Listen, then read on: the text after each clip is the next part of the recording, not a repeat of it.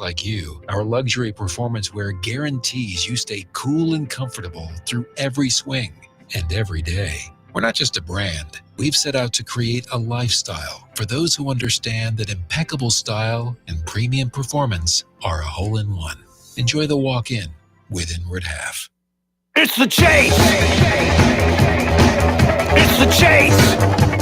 Live 1 to 3, Monday through Friday on Fan Run Radio, Fox Sports Knoxville.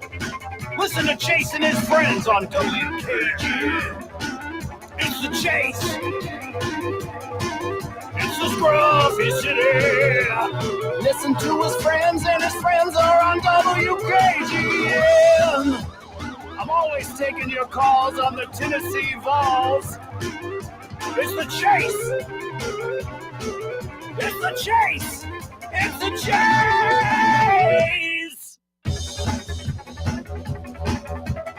All right, the Chase is on Knoxville. My name is Chase Thomas, joined alongside Ethan Stone of Saturday Down South, coming to you live from the White Claw Hard Seltzer Studios here in beautiful Knoxville, Tennessee, on a gorgeous, but what's going to be another scorching Thursday afternoon right here in the White Claw Hard Seltzer Studios. Ethan, my friend, how are you doing, sir?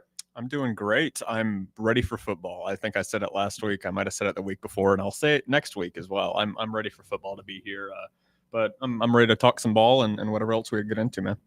I'm sure Josh Heupel is very much ready for football to be here. Fall camp, middle of next week. We're less than a week out now from the pads popping and all of that good stuff. So I'm very much excited for actual fall camp things to happen and to start getting that scuttlebutt of like, oh, this player had this kind of summer, so now he's looking pretty good. He's building off this, or questions marks there. But yeah, I'm ready to get there. SEC Media Days was a precursor to that, and we got a little bit of a taste. It made us, understand that college football is right around the corner, but still a little bit to go. Less than a month, though, or about a month. For week 0, we're about a month. And then for Tennessee's week 1 kickoff on August 30th, a little bit over a month. So slowly but surely, we are getting there, my friend. We've also got Jay King back, intern Jay. How are you, sir? Yeah, I'm doing great. Coming back from my 2-day hiatus.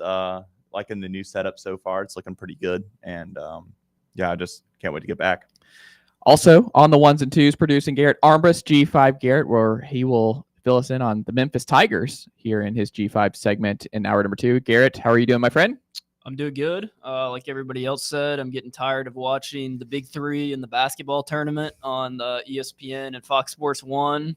I'm ready for college football. It's officially part of the college football season where it's media days and we're seeing coaches make completely idiotic comments. So we know that we're just under about a month away from that when we start seeing those type of comments from coaches that really make you shake your head.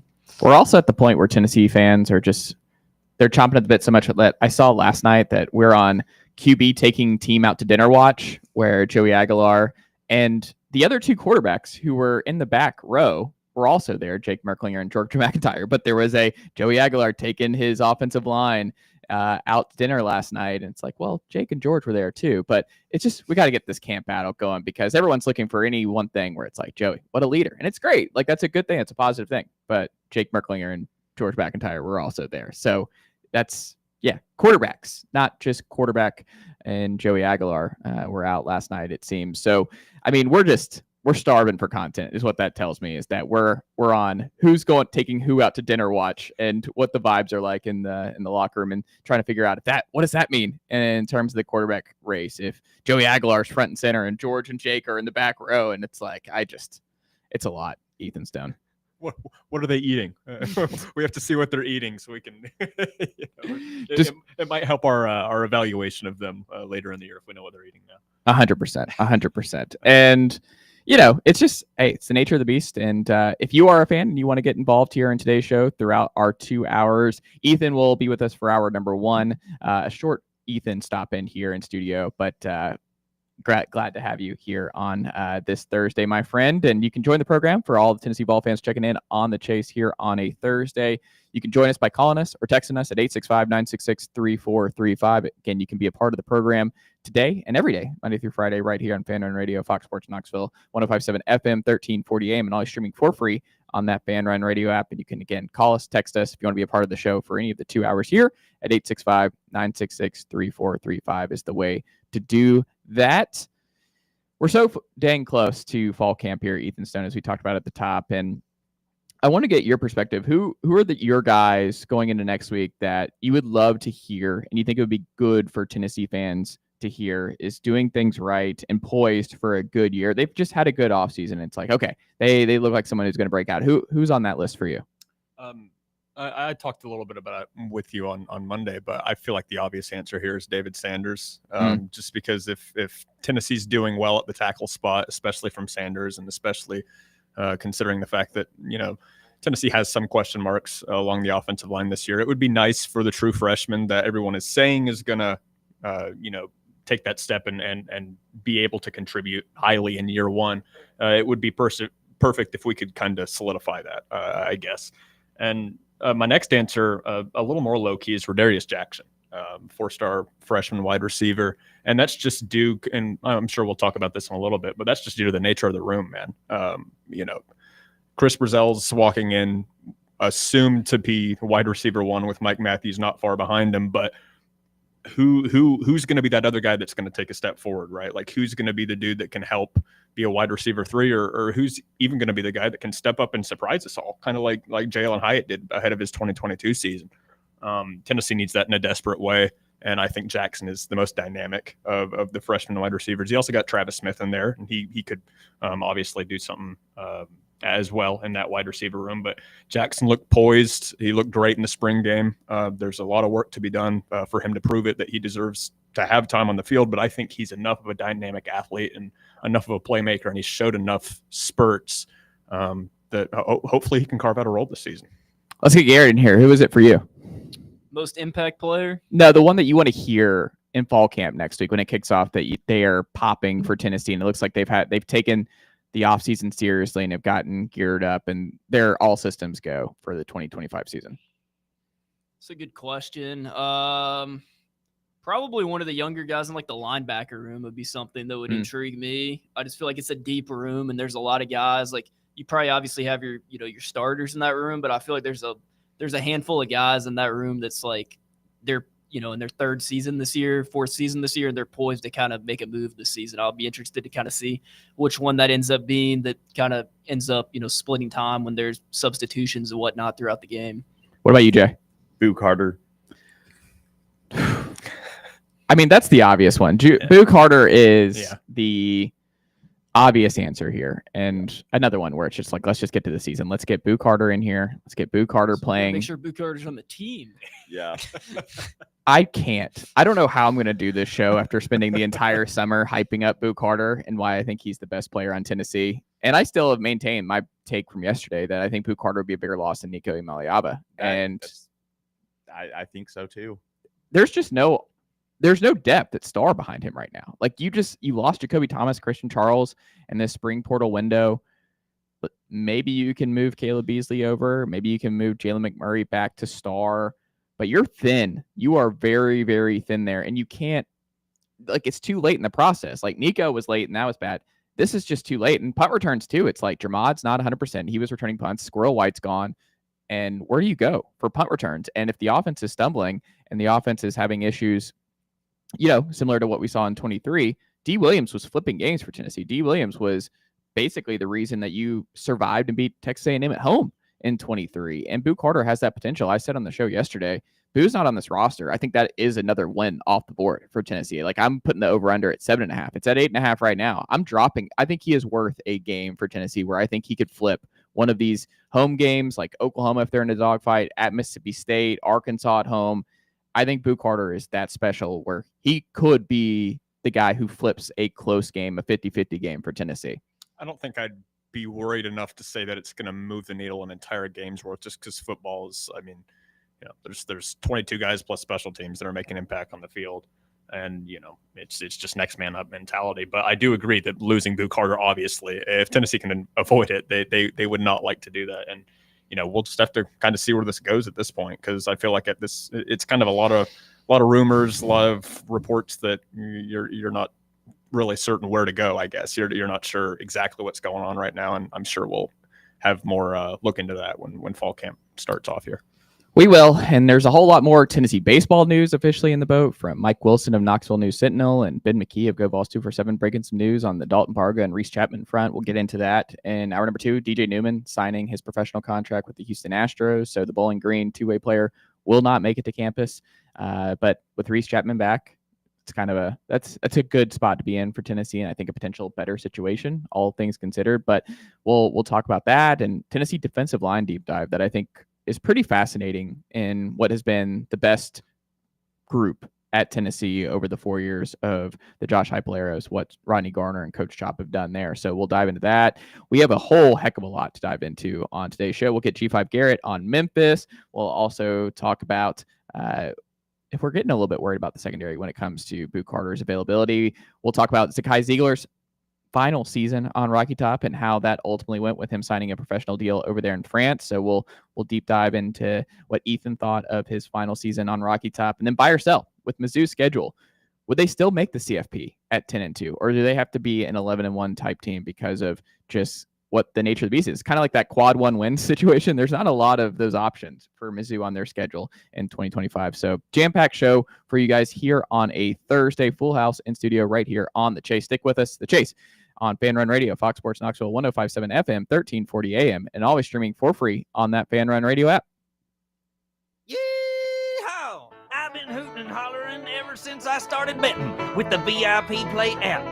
VIP Play has more than 200 leagues, every bet type you can imagine, live betting and live hosts, all with 24/7 support from real live people when you need them. Start betting better with the VIP Play app today. Don't be a better, be a better with VIP Play today. Download VIP Play today or head to VIPPlayApp.com. Make sure you use the promo code FANRUN to take advantage of their welcome bonus and so they know that we sent you. Gambling problem? Call 1-800-88-99789. Must be 21 or older and located in Tennessee to bet.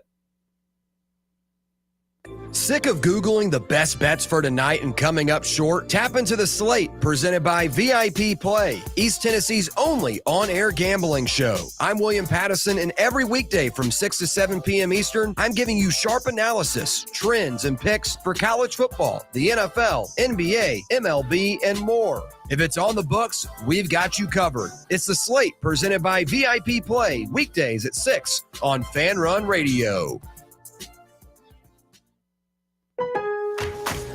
Planning for spring at Lowe's means big savings on outdoor power equipment, and Lowe's knows nothing feels better than free. Buy one select Ego string trimmer, leaf blower, or mower kit. Get one select 56-volt battery free. That's up to a $299 value. Power through spring with Ego, the #1 rated brand in cordless outdoor power. Because Lowe's knows home improvement. Valid through 4/3 while supplies last. Selection varies by location. What are you going to do with your old car? You can try selling it, you could junk it, or you can donate it to Heritage for the Blind. Your car will be towed away for free, and your donation is tax deductible. Just call 1-800-639-8620. Heritage for the Blind accepts cars, vans, trucks, and boats. It doesn't matter if your vehicle runs or not. It'll be towed away for free, and you'll be supporting those that need help. Heritage for the Blind is a nonprofit organization that helps the visually impaired live fuller lives. Call right now to donate your car. And as a special thank you for calling, you'll receive a free 3-day vacation voucher to many exciting locations. Call Heritage for the Blind right now. Call 1-800-639-8620. Donating is easy, and your vehicle is towed away for free. Plus, you'll get a free vacation voucher. Call now, 1-800-639-8620. That's 1-800-639-8620. Located in Knoxville's historic Old City, Barley's offers great food, live music, the best draft beer selection in town, and now your new favorite place to watch sports. Their indoor projector is perfect for any weather, and they've revamped their upstairs area with more TVs to take in all of the action. Their menu features hand-battered chicken tenders, juicy burgers, fresh salads, and the tastiest pizza in Knoxville. You can enjoy their happy hour drink specials daily from open until 6 p.m. Barley's Tap Room and Pizzeria. When it's past high noon, it's time for a vodka soda made with a vodka you've actually heard of. I'm talking White Claw vodka soda made with White Claw premium vodka. JB Smooth only drinks vodka soda made with the world's smoothest vodka. And you can too. Pick you up a bottle of the triple wave filtered vodka that's been distilled 5 times. White Claw premium vodka comes in 4 flavors: black cherry, mango, pineapple, and just vodka. You haven't had vodka like this. No one has. White Claw premium vodka. Please drink responsibly.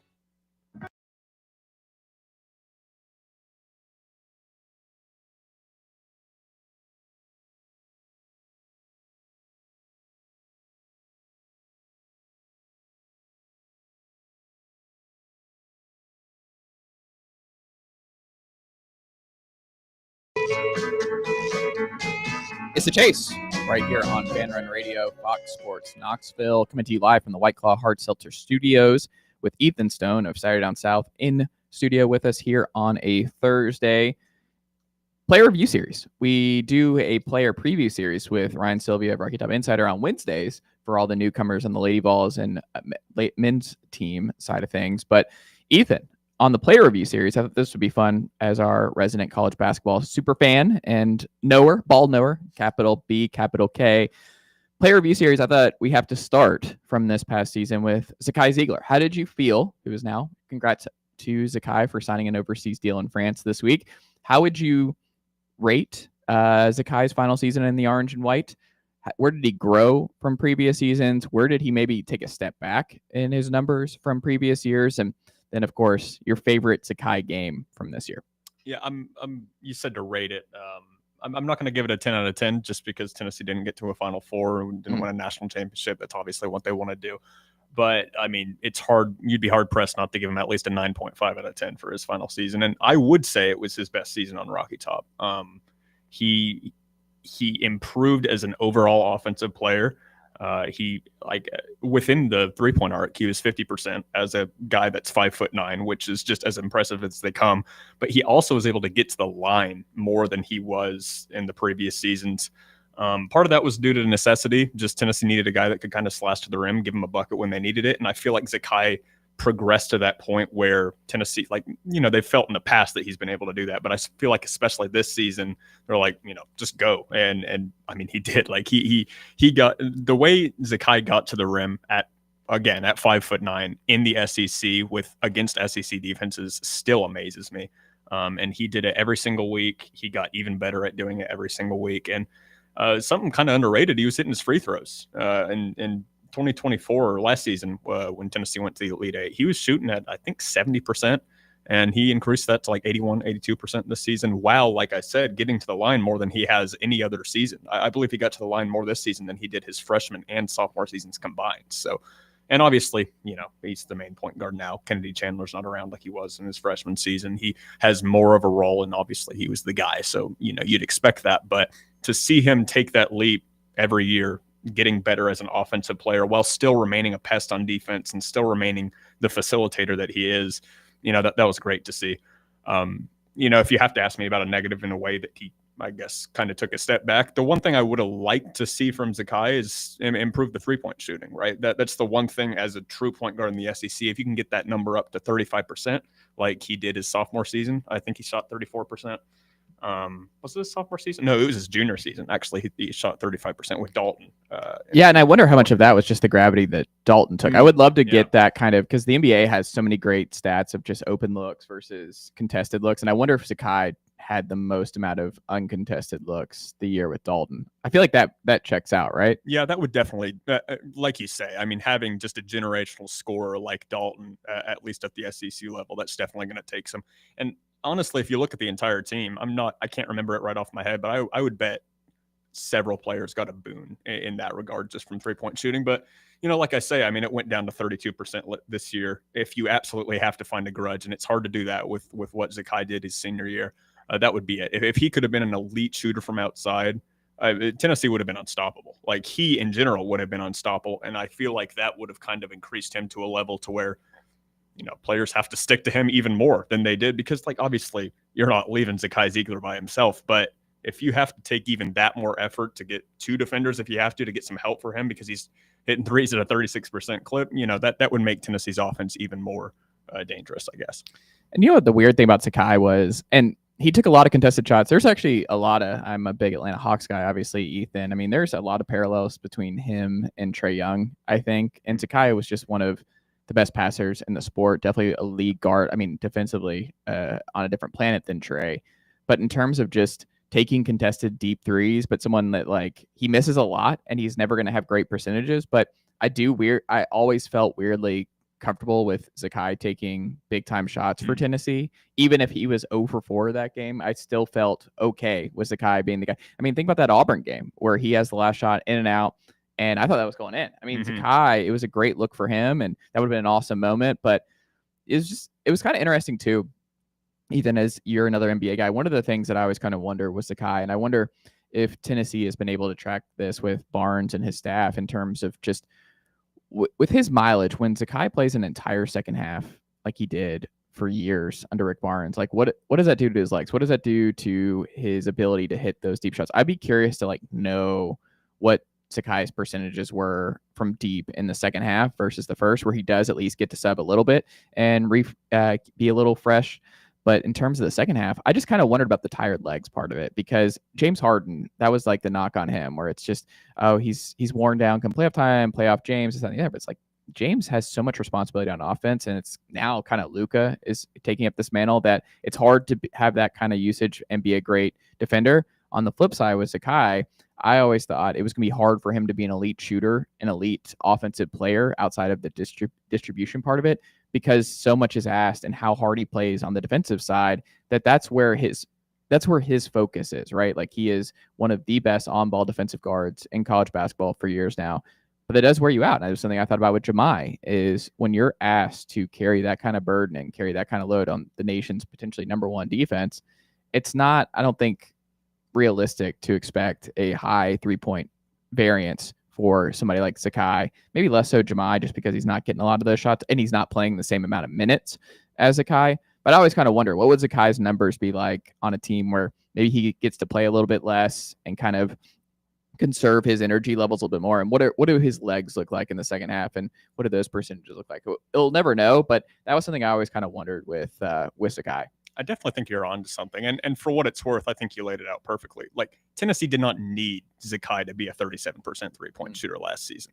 They needed Zakai to be Zakai Ziegler, to be a pest on defense, to get him a bucket when they needed it, more so than in his previous seasons, but, still at that level. And he did that perfectly. I mean, he played his part to a T and then some, right? And I would probably agree if Tennessee would never do this in a million years, but if for some reason they said, you're just going to be the shooting guard, just run around and get open like Santi did, I do think that his 3-point numbers would increase. I can't remember if it was his freshman or sophomore season, but I do remember Barnes once being asked, and they said, who do you think the best 3-point shooter is on the team? And he said, I mean, he loves Zakai, but he said instantly, he was like, it's Zakai Ziegler. And he hit like a certain number in a row in practice. I can't remember what the exact number is, but it was completely ridiculous. It was something like 50 or something like that he hit in a row. And of course, I think this was back when I was with the Beacon. Everyone's like kind of rolling their eyes, but you could see it. Like, I mean, he hits the big shots when he needs to. And he's a good shooter, but like you say, like, if you're running around like that and you're trying to facilitate and you're trying to put all the pieces together in real time, it's definitely gonna take a knock on your percentage. I don't think it's a coincidence that Chaz, who I think is we can say is a minus defender, Dalton a minus defender, but high percentage 3-point shooters, and they also had a lot of expectations and a lot on them offensively. There's just not that many two-way guys who can handle the kind of load of being an elite defensive player and an elite offensive player, especially in college basketball, where it's just those kind of guys like the Cooper Flags. Those are the unicorns, the LeBron James who can do it both ways. Kawhi Leonard at his peak. Those guys are few and far between. Most of the time, it's hard enough just being elite on one side, like on one side of the court. And I think Zakai is just one of those guys who I'm going to miss his leadership. I'm going to miss how much of a pest he was on defense and how he never took a possession off. And I think that permeated throughout the rest of the locker room. It's going to be kind of jarring, though, to have a score first point guard this year in Jacoby Gillespie, who has the potential of being a first team All-American. Tennessee could not have done better in terms of replacing Zakai Ziegler.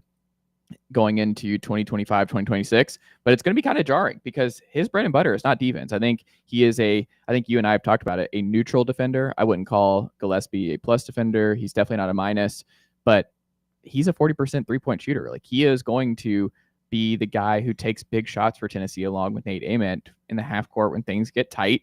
And he's a better shooter than Zakai, but Zakai is also just did so much for you, passing, distributing, on-ball defense, coordination, leadership. There's so many other things intangible-wise that you're going to miss about Zakai, but it is going to be pretty jarring. The more I think about what Jacoby Gillespie brings versus what Zakai brought, and kind of Kennedy Chandler and going from Kennedy to Zakai was very different. Like, Kennedy was the leading scorer on that team that won the SEC and goes down and gets upset by Michigan. But Kennedy was awesome. But Kennedy was the vocal point, and Kennedy was so good at driving and attacking, and he was an okay distributor. But I mean, you look at Summer League, Kennedy Chandler put up a bunch of points in Summer League. Like, he is a bucket. He's a score first combo guard. He was looking to score first.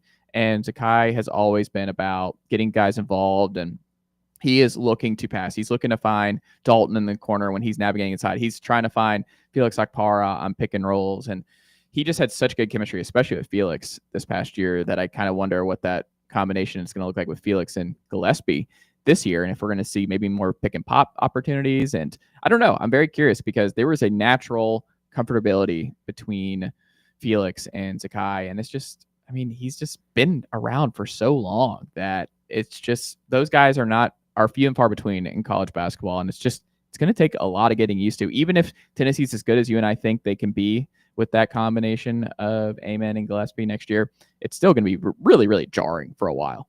Yeah, that's the thing that's intriguing, especially about this team this year, Chase, is there's a lot of reasons to be excited. But at the same time, like you say, it's going to be very jarring because not only are you missing Zakai, you're also missing Jemai. And those two kind of formed a bit of a 1-2 punch, especially on defense. Having to face those guys with Felix protecting the rim.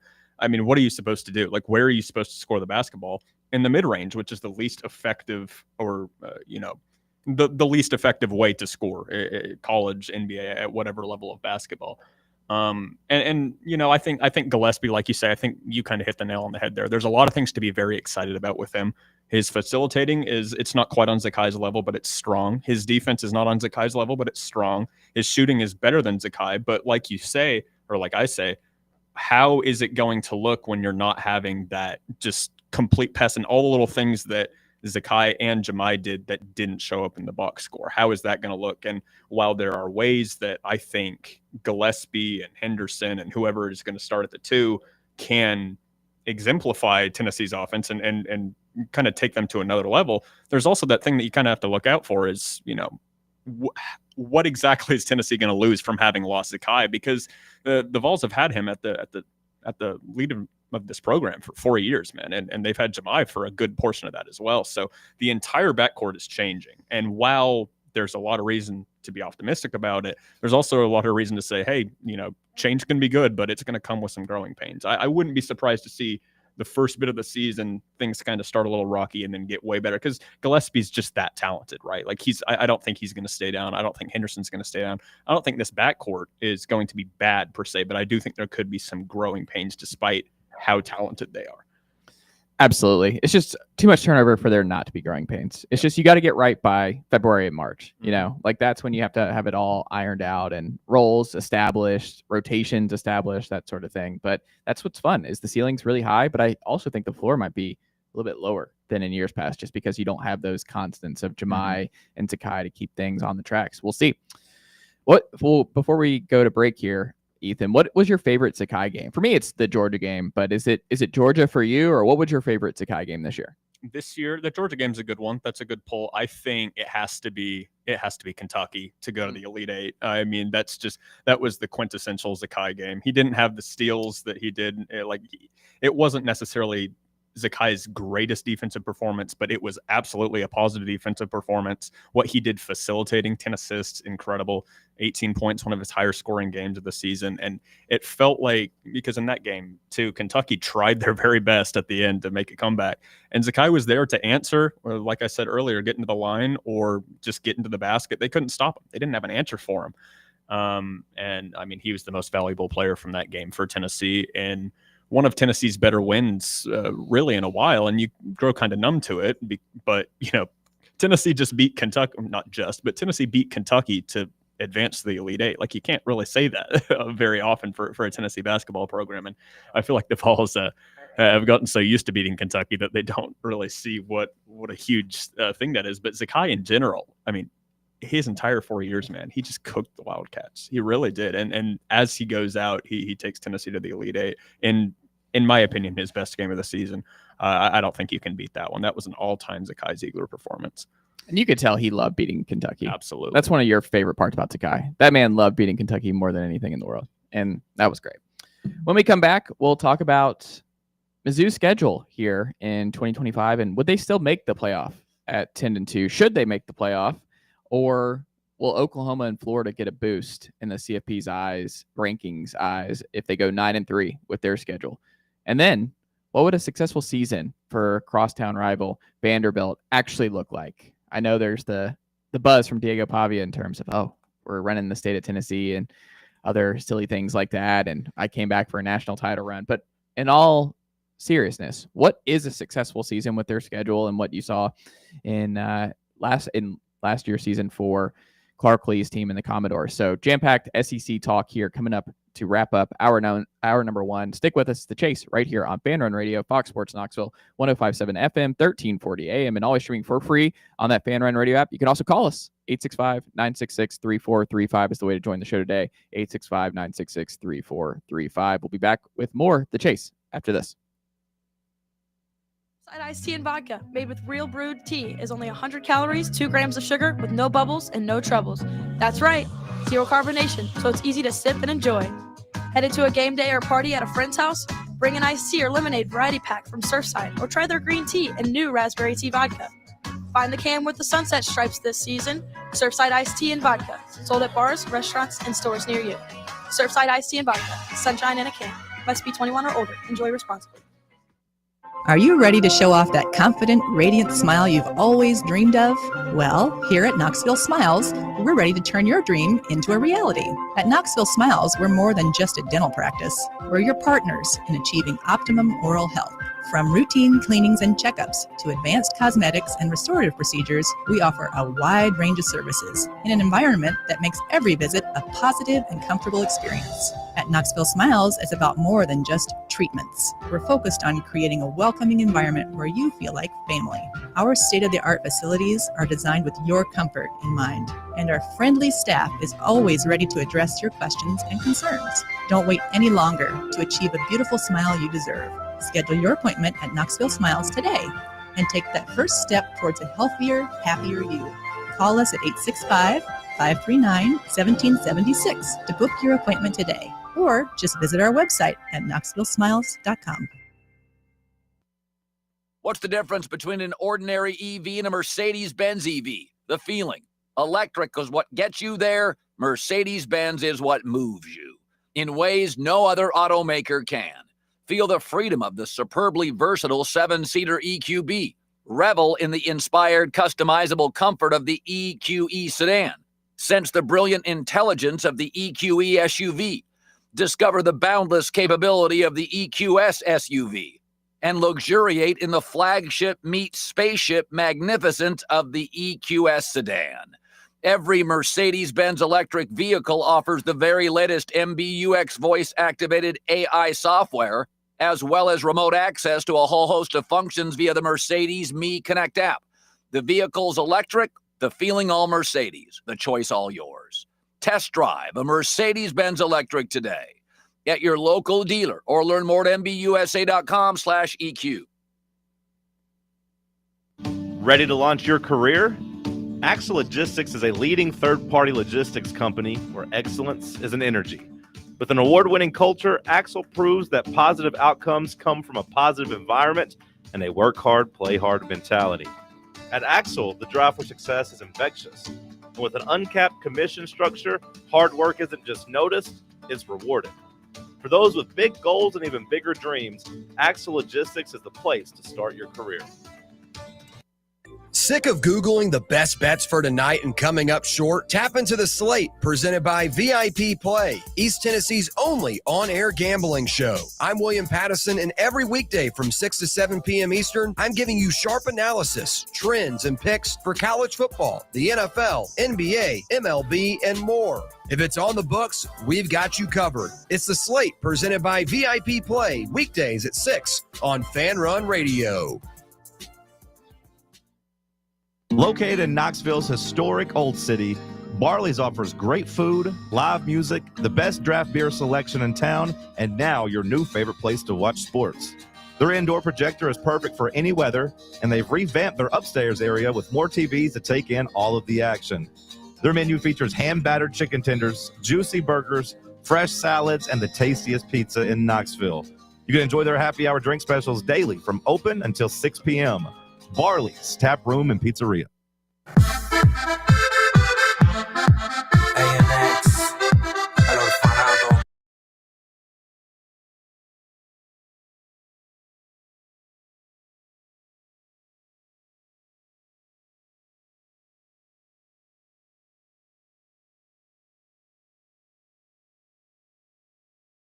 Right here on Fan Run Radio, Fox Sports Knoxville, 105.7 FM, 1340 AM, and always streaming for free on that Fan Run Radio app. We're also back, day number 2, on the YouTube channel, X, Facebook as well. If you want to watch the show rather than listen to it, guess what? You can watch it 1 to 3 right there on our YouTube channel. Just search Fan Run Radio and Fox Sports Knoxville, and you'll find us there. And make sure if you're watching us on YouTube, hit that thumbs up button and comment. Enjoy the live stream and what we're talking about here with Ethan Stone in studio with us from Saturday Down South to wrap up hour number 1. Ethan, in your opinion, you've done a lot of Mizzou insight. Eli Drinkwitz throwing out 30-team playoffs last week. But in all seriousness, they do. The weirdest thing to me, I think, when I was looking at just the over-unders for the upcoming college football season, 7.5 for Mizzou with that schedule is really mind-blowing to me. That's the one that I just can't get over. People are putting Mizzou in that 12 spot in SEC preseason rankings, and I understand. You're replacing Brady Cook, you're replacing Luther Burden, but they did well in the portal. I think Kevin Coleman and what was it, Ahmad Hardy who came in, Garrett? That was the ULM kid who transferred in, correct? Yeah, and they got Damon Wilson, who was the edge over at Georgia. I mean, they had a top 10 portal class. I mean, like you said, Kevin Coleman was the wide receiver 1 in Mississippi State last year. Would have liked him in orange and white. Yeah, I mean, he had over 700 receiving yards, I think. And then, obviously, like you said, Ahmad Hardy, I mean, he was one of the best running backs in the country. True freshman, over 1,000, rushing yards, 10-plus touchdowns, had like 6 yards per carry. So, I mean, yeah, I think, roster-wise, if Prabula works out, they have a pretty solid offense. Obviously their defense, we'll have to see. But they bring in some pretty good pieces over there as well. So I don't know. I'll be intrigued. Like you said, 7.5 is, you're going to talk about it more, but that does seem kind of low. They seem like they could still be an 8-9 win team, even if they're, maybe a little bit worse. Not worse, but like they could be a less talented team than last year, and I think still win around the same amount of games. 8 wins, Ethan, when you look at this, is a disaster if I'm a Mizzou fan. You open with Central Arkansas at home. The border war is back, which I love. Now, I feel like it should be required to be played in cold weather. The fact that we're not getting the Todd Reesing Chase Daniel Bowl in cold weather. Is it an Arrowhead?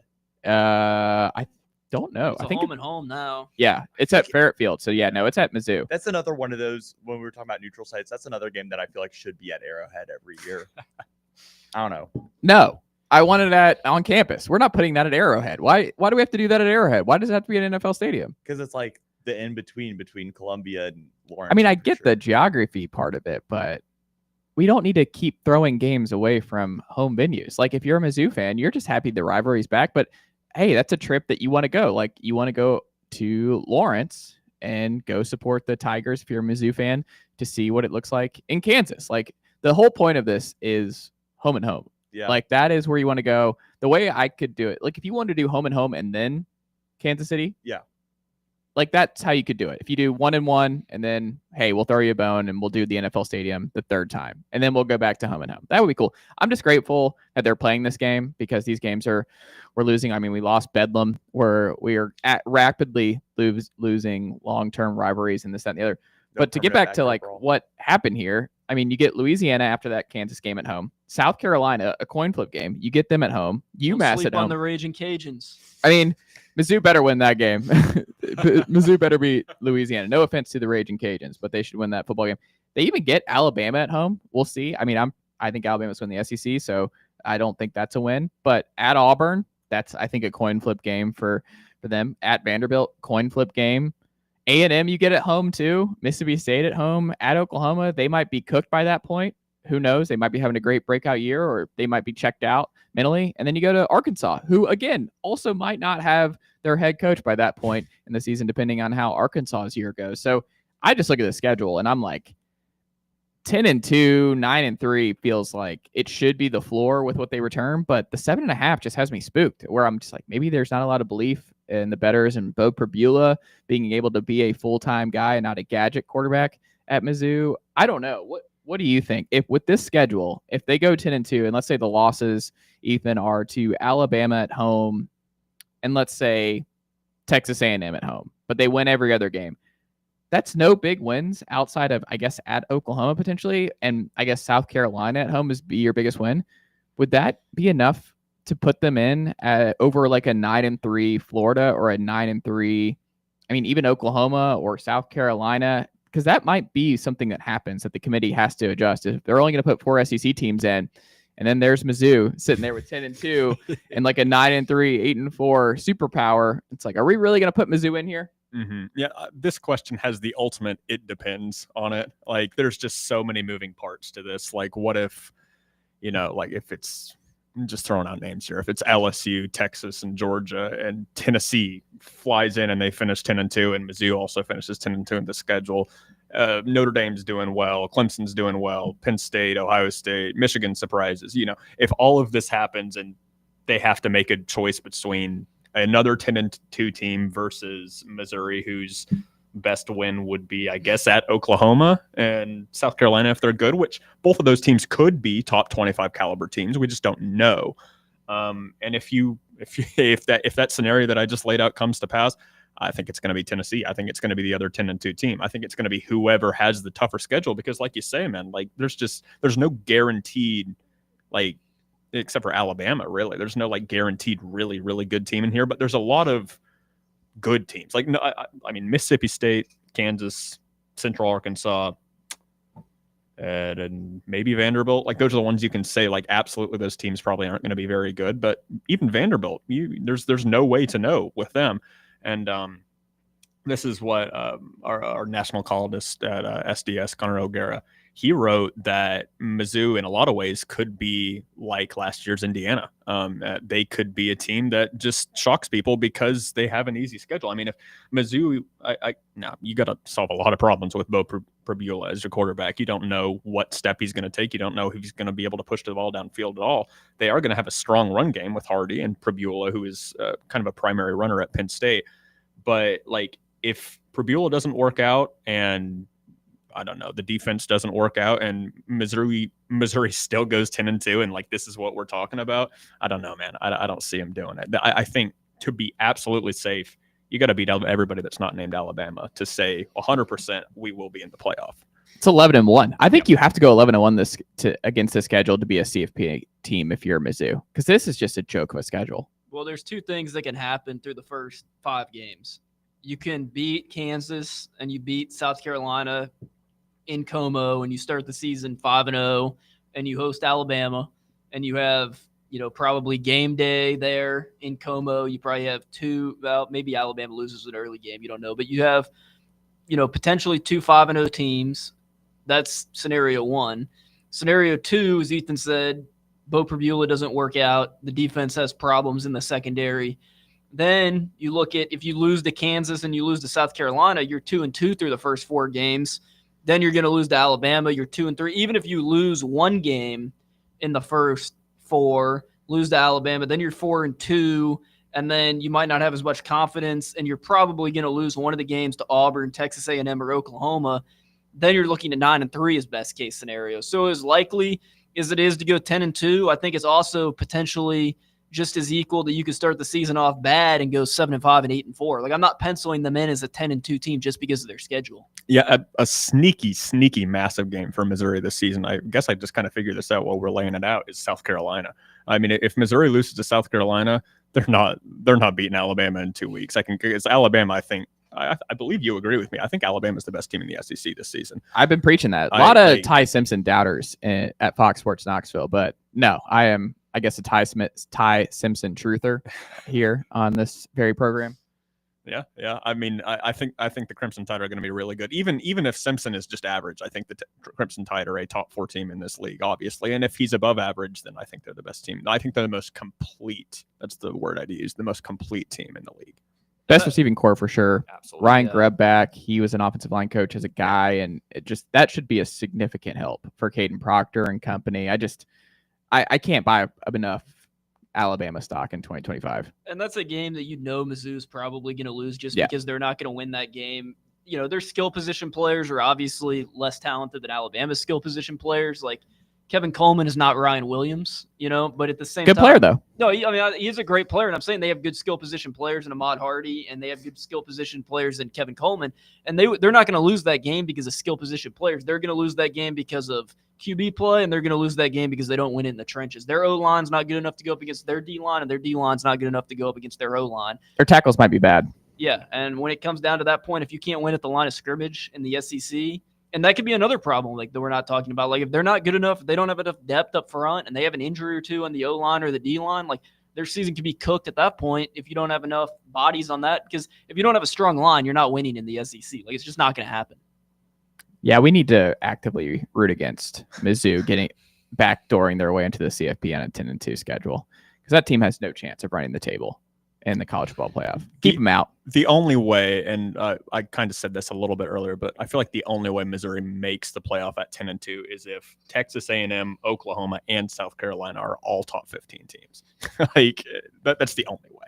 And they would have to be close losses too, right? Like you can't lose to Alabama, 38-7 and be like, we only had 2 losses, but we got run out of our own stadium by 4 touchdowns. I mean, Indiana did that against Ohio State, basically. That game was cooked, and their only big game. I mean, that one, first quarter, kind of interesting. The thing about Indiana was, like, to me, like, they took care of business in a lot of games last year where they blew blew Nebraska out. Like, they made games that were, like, trap games, like, not even games, which that was pretty impressive about what they did. And, I mean, I think they last year would be a better team than this Missouri team would be. No doubt about it. I tend to agree. Final thing. What does a good season, successful season look like for Vanderbilt in 2025? In all seriousness, what does it look like? Because they're over under it's 4.5, right? I believe. I mean, you're not even going bowling right now if the bettors are right here. Even if you hit the over, like you could still miss a bowl game. But like, what constitutes a great year 2 for Diego Pavia? Because I mean, you're not beating Bama back. I feel comfortable saying they're not beating Alabama in back-to-back seasons. Yeah, you're not coming to Neyland Stadium the last week of the season and beating the balls. You're not coming into Austin and beating Texas. No. So I just feel like everything is set up for a huge step back year and kind of like if I'm Diego, I guess, hey, good NIL package to return and everything else, and you're a hero in that community. But I just feel like they're destined for getting hit in the face in SEC play this year, and that last year was special. I don't see that reoccurring in back-to-back years. Yeah, I mean, I would say like a successful season for Vanderbilt. I'd say probably 6-6 or 7-5 with a win over Tennessee. We're not putting that in. I don't think it's going to happen. We're not. I don't think it's going to happen. But I'm just saying, like, a success for Vanderbilt would be beating Tennessee. From all my Vandy fans that I know, beating Tennessee is what they want to see the most, and then. No Merklinger, no Boo, and then a Vanderbilt loss. That would be one of the worst seasons. Well, they got to take care of Georgia State first. They do have to take care of Georgia State. They have to take care of Virginia Tech, who they went to overtime last year, and they're on the road this year. Yeah, I think for me, 5-7 would be like if they hit the over. And I think you have to beat Virginia Tech to hit the over. I mean, obviously, you're going to beat Utah State. You're probably, obviously, going to beat Georgia State. Like, I don't think they're going to lose to them back-to-back years. So that's, 3 wins right there. And then you're going to have to get, I guess they have one more G5 team that they'll play that they'll probably beat. And then they have, obviously conference play. I think there's a real chance though in conference play they might only win one game this year though. Ooh. I think 2 should be the number because you get Auburn at home and Diego Pavia undefeated against Auburn at New Mexico State and Vanderbilt. And then Kentucky, I think, is going to be, if not the worst, second worst team in the conference, and getting them at home. That feels like you can get to 5 right there. But again, to get to 6, you're either going to have to win at Virginia Tech, you're going to have to win at South Carolina, beat LSU at home. Maybe, I guess Mizzou at home is doable, but you're not going to Texas. You're not going to Tennessee and winning either of those games, or Tuscaloosa. I don't know. There's a very thin margin of error of Vanderbilt getting to 6-6. Vanderbilt's schedule this season, just in general, because it's sad. Because if Vandy just had like a semi-easy schedule, I would say this is like last year. I'd say it's a 7. They'd be in the locker room. They'd be gunning for 8 wins. They'd be saying, hey, we can legitimately do this. We have Stowers. We have Pavia. We have returners along the offense and defense. This probably is going to be an improved defensive unit for Vanderbilt as well. But you look at all 5 of their away games are genuinely tough places. Like, you got Lane Stadium with Virginia Tech. You got South Carolina, which is an underrated place to play. You got Alabama, Texas, and Tennessee. Like, that's an insane road slate. Well, and to put a bow on it, Diego Pavia broke down as the season went along last year. His numbers down the stretch were not good. And here's what their second half of the schedule is. Like, they're going to only play good defenses from the second half on. At Bama, LSU at home, Mizzou at home, at Texas, Auburn, who the offense still might have some problems with Jackson Arnold. They have talent on defense. Like, Auburn is going to beat up on Diego Pavia, and that's Diego coming off playing Texas on the road the week prior. Kentucky, a mess offensively, still very good defensively. That's going to be a very physical game for Diego. And then he wraps up with another physical dogfight in Neyland to wrap up the year. Diego, it will be extremely arduous for him to get through the second half of this schedule, because I just think he's going to get bang. Like, if you're going to run him like you did last year, it's going to be hard for him to get through that second half slate. They remind me kind of what Northwestern did a couple of years ago. Northwestern won. I think they beat Utah. They've won like 8 or 9 games in 2023 with that bowl win. And then they come out last year, and you have kind of this, expectation, Braun as the head coach, and you're like, man, they might actually be like decent this year. Like, they might go 6-6. And then they won like 3 games, and it's like, nah, man, like, this is unfortunately like the same old Northwestern team as usual. Preston Stone on the way, though. Yeah, and I don't want to like dunk on Vanderbilt. Like, I know as a Tennessee fan, like, that's what you do, but like, they do have talented pieces. Like, whether you like it or not, like, Diego Pavia is a solid quarterback. Whether you like it or not, they have some good defensive pieces. And Eli Stowers is one of the top tight ends in the conference, if not the top tight end in the conference. The problem is just consistency, and they haven't had consistency in their program really since James Franklin was there. So, making a bowl game 2 years in a row, part of it's just their Vanderbilt. Like, and that's not like to hate on them. It's just with the resources that they have and what they have to do, like, it's not easy for them to be able to accomplish that task. When we come back, we'll talk to G5 Garrett on Memphis and what to expect from the Memphis Tigers on the football front this year. We'll also talk about if it's time to start worrying about the secondary depth for Tennessee that broke through in 2024. Will that continue in 2025, just given the circumstances that face Tim Banks and Willie Martinez's units here in 2025? Stick with us for hour number 2. It's The Chase right here on Fan Run Radio, Fox Sports Knoxville, 105.7 FM, 1340 AM, and always streaming for free on that Fan Run Radio app.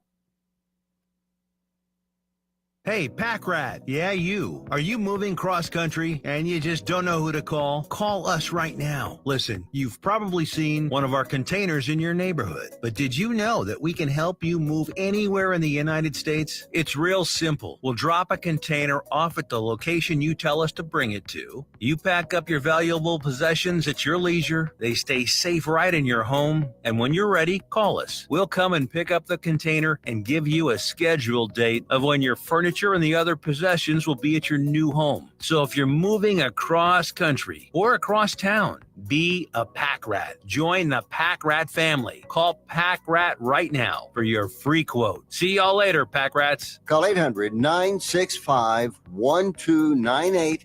800-965-1298. 800-965-1298. That's 800-965-1298. For the fans, by the fans. This is Fan Run Radio, Knoxville. Citizens National Bank. You want a bank that lets you bank when and where you want to. Your local branch, the grocery store, your computer, your phone, it's up to you. You want people who care about taking care of you and your money too. Citizens National Bank. Banking never felt so good. Believe in family. Believe in your fellow man. Believe in honesty and an honest day's work. We do. We're Farm Bureau Insurance. And we don't just believe in Tennessee. We believe in Tennesseans. Farm Bureau Insurance, Tennessee's insurance company. This is Baseball VFL Cody Brown. Farm Bureau Insurance is the official insurance for Tennesseans. Believe in me for all of your insurance needs. Give me a call at 865-992-3871. Ready to launch your career? Axle Logistics is a leading third-party logistics company where excellence is an energy. With an award-winning culture, Axle proves that positive outcomes come from a positive environment and a work hard, play hard mentality. At Axle, the drive for success is infectious. And with an uncapped commission structure, hard work isn't just noticed, it's rewarded. For those with big goals and even bigger dreams, Axle Logistics is the place to start your career. A brand built in Tennessee and born from the love of the game. Inward Half revolutionizes golfing comfort. Crafted by a former pro and dedicated enthusiast just like you, our luxury performance wear guarantees you stay cool and comfortable through every swing and every day. We're not just a brand. We've set out to create a lifestyle for those who understand that impeccable style and premium performance are a hole-in-one. Enjoy the walk-in with Inward Half. Hey, it's Hayden McGarry, first baseman with your Knoxville Smokies, and it's Thirsty Thursday. Half off draft beers. Hope to see you tonight at the ballpark. Knoxville Smokies. Are you looking for a treat that will knock it out of the park at the next watch party? Just like your favorite baseball team, Crumble brings the best lineup week to week with an expanded roster that includes key lime pie, strawberry cake, or my personal favorite, Monster featuring M&M candies. Let Crumble treat you to the best cookies in the game. Download the Crumble app and start earning rewards. You can even vote monthly on what flavors you would like to see at any store of your choice. Warmer weather is here, so get to the ballpark, but don't miss the cookies.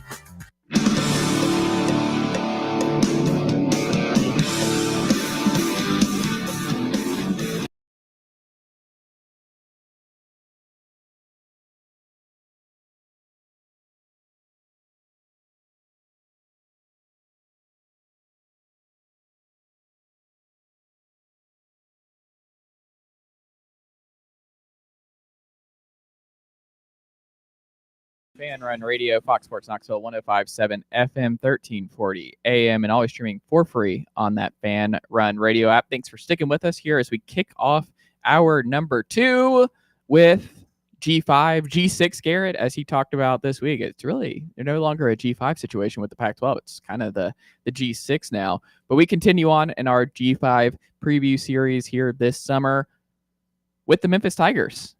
Not in the Big 12 as of yet. Who knows? Maybe they're in the Pac-12 sooner or later. Maybe they're in the ACC. Maybe they're in the Big East. I've seen some push there from Memphis folks for the Tigers. But on the G5 front for our football season upcoming this year for Ryan Silverfield and company, is Memphis due for another big-time season for the Tigers? They went into the Doak and got a big win. Silverfield's been there for a sneaky big-time amount of time there for Memphis. Garrett, what do you make of the Tigers going into this 2025 season?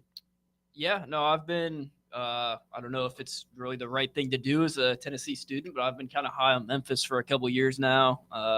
They were actually my pick last year to be the G5 playoff team. Obviously, Boise State was kind of significantly better than any other team, but they were kind of right around there. I mean, they ended up beating Tulane late in the season, which was a pretty impressive win, considering Tulane kind of had all the momentum going at the beginning of the year. But yeah, I mean, they they should be pretty solid again this year. It'll be a little bit different. Obviously, their quarterback that was there, Seth Heineken, will no longer be there. He was kind of the lone breed left in college football. Basically played immediately, played 4 years, freshman, sophomore, junior, senior year. There was no redshirting. There was no COVID years.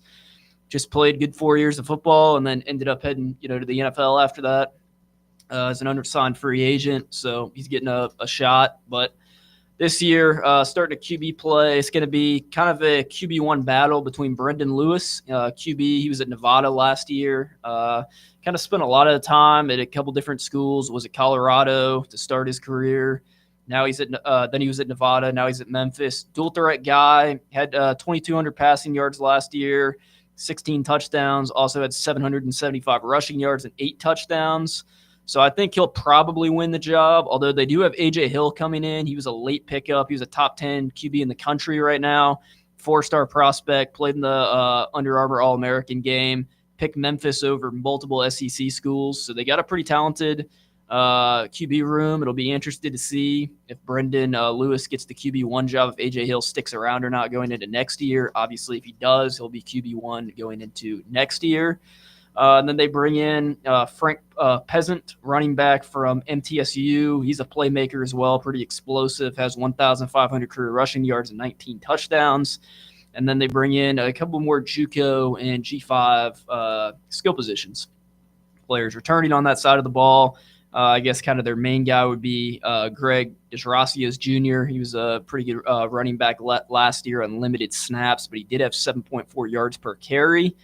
And then they return a couple wide receivers that didn't really get that many, balls thrown to them last year, but could be impact guys to watch.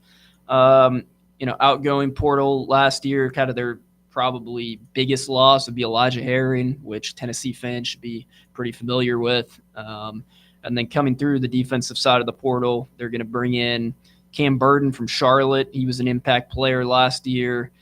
Chase Carter, who was at Incarnate Word. He was a really good player in the FCS.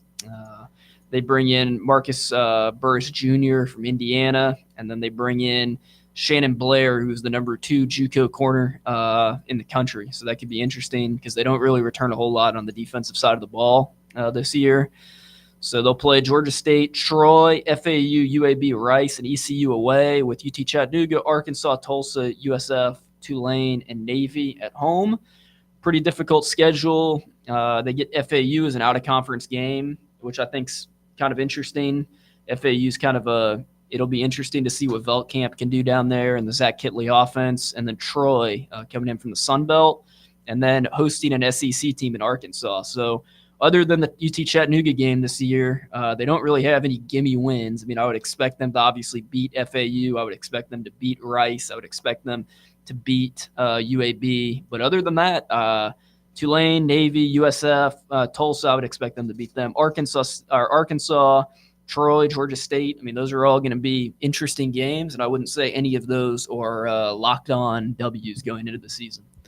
Yeah, Silverfield's been, you would say, a net positive for Memphis, right? Yeah, no, I definitely think so. I mean, I know a lot of their fans there kind of give him crap for the fact that he's never really elevated them to the next level. But at the same time, when you have that much consistency in a program, in the American Conference where there's so much volatility, I mean, I think that's pretty impressive. They have the number 1 recruiting class in the ACC and the number 1 transfer portal class in the AAC. It's pretty evident people want to play there. So I think the way that he's just been kind of stacking good season on good season, I mean, obviously they haven't had the breakthrough where they've made the college football playoff, but I mean, I think if they keep doing what they're doing, it's going to kind of be between them, UNLV, Boise State, Tulane, and a couple other people, maybe in the Sun Belt, JMU.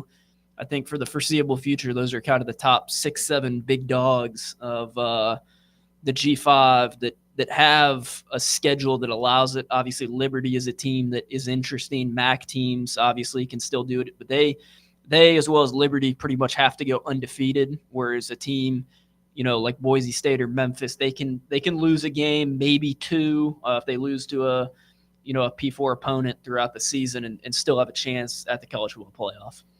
Yeah, I mean, the schedule's pretty manageable, but But it's also kind of weird, because they open they get Chattanooga at home, but then they're on the road at State and Troy in back-to-back games. Like, it's not that I think they will get tripped up, but that is kind of, I don't know. I mean, John Summerall's not at Troy anymore, and they took a little bit of a step back, but still, we'll see what Del McGee has with the Panthers in year 2 for him. But I don't love starting on the road 2 of 3 like that and getting your guys up, because you also could have the letdown look ahead spot where you get Arkansas, your cross-state rival, over there in week 4. So I don't know. I mean, it's a pretty manageable schedule, and Silverfield has quietly won 21 games in 2 years. So they've won double-digit games the last 2 years.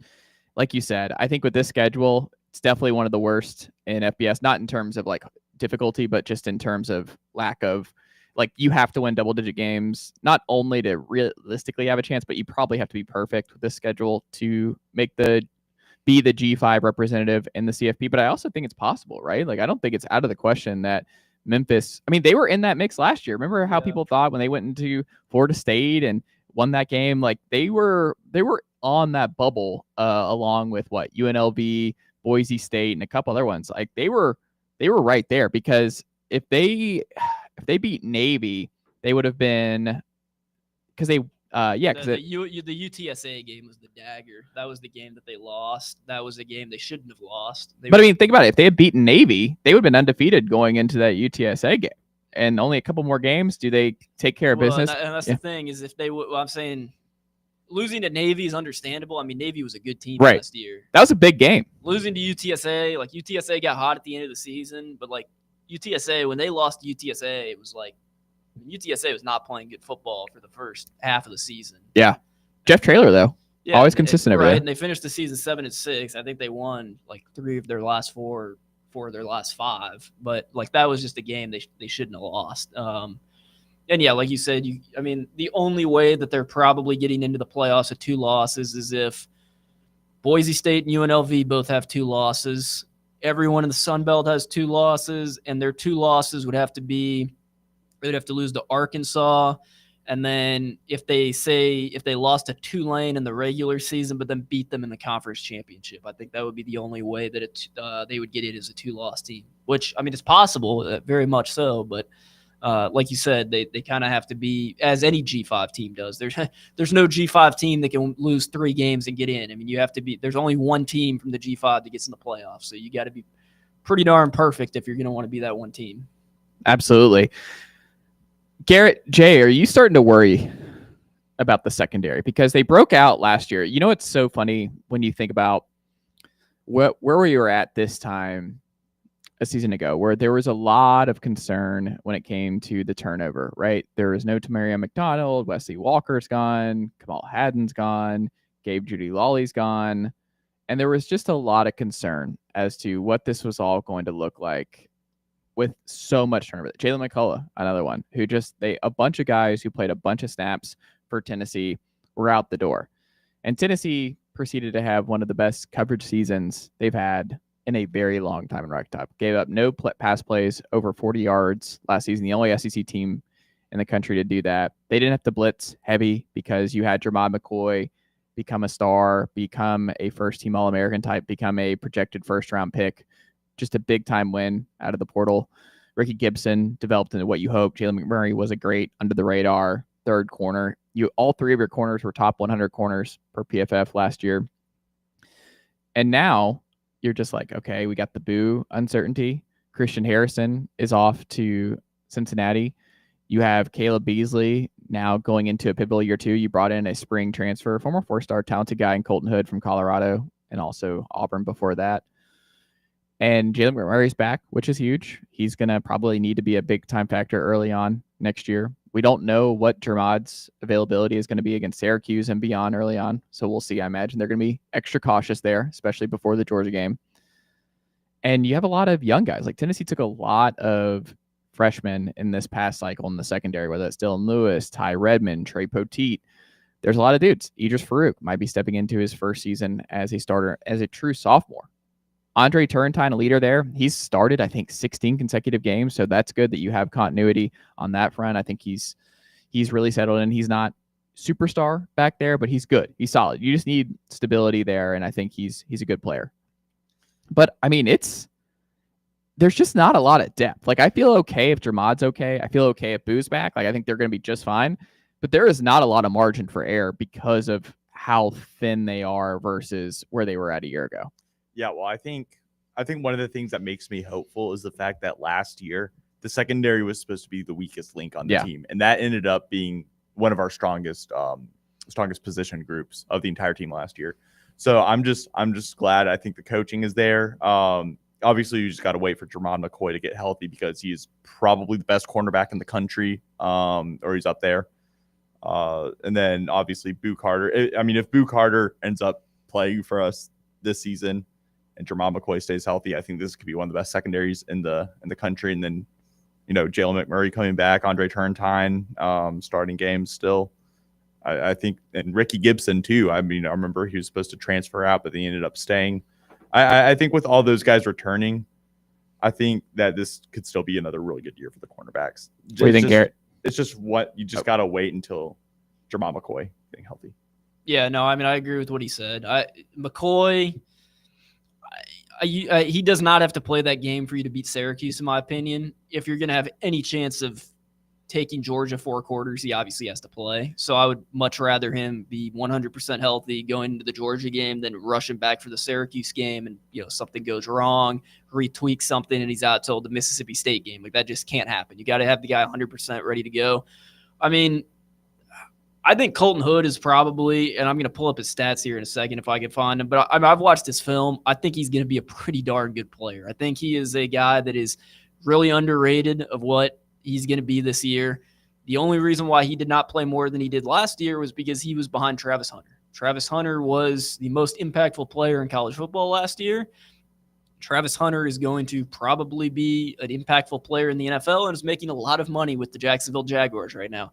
So to me, I wouldn't be concerned of saying, oh, he didn't play much last year at Colorado. Like, he sat behind the number 2 pick in the NFL draft. I think he's going to be, you asked earlier who was going to be a breakout player, or not breakout player, but you said who would be a player that I wanted to see going into the fall, making strides. That would probably be him. I said the linebacker room earlier, but it would probably be him.